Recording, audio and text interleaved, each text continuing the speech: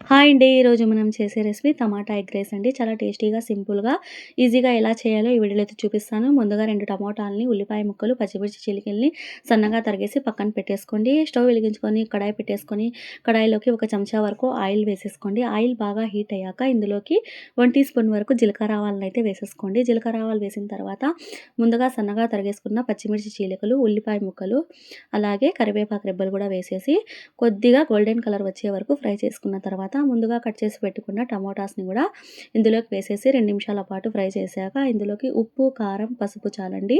ఏ మసాలాలు ఏం అవసరం లేదు. చాలా టేస్టీగా, సింపుల్‌గా అయిపోతుంది ఈ రెసిపీ.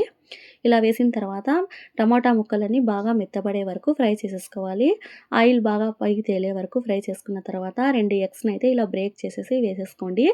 మీరు కావాల్సింటే 2, 3 లేదా 4 అయినా వేసుకోవచ్చండి.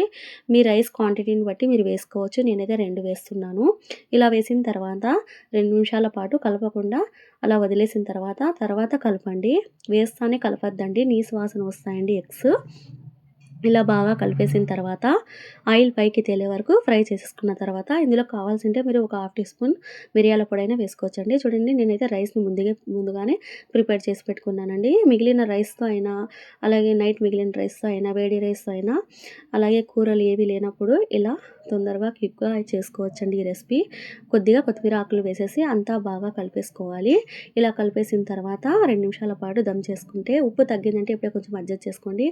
ఎంతో టేస్టీ అయిన టమాటా ఎగ్ రైస్ రెడీ అండి. ఇప్పుడంటే ఫ్రైడ్ రైస్‌లు, ఎగ్ రైస్‌లు వచ్చినాయిలెండి. ఒకప్పుడు అమ్మ ఇదే కదండీ చేసేది టమాటా ఎగ్ రైస్. యెస్ అక్క అనుకుంటే ఒకసారి అవును అని యెస్ అని కామెంట్ సెక్షన్‌లో కామెంట్ పెట్టండి. నా వీడియో కనుక మీకు నచ్చినట్లయితే లైక్ చేయండి, షేర్ చేయండి, సబ్స్క్రైబ్ చేయండి friends. Thanks for watching. Bye.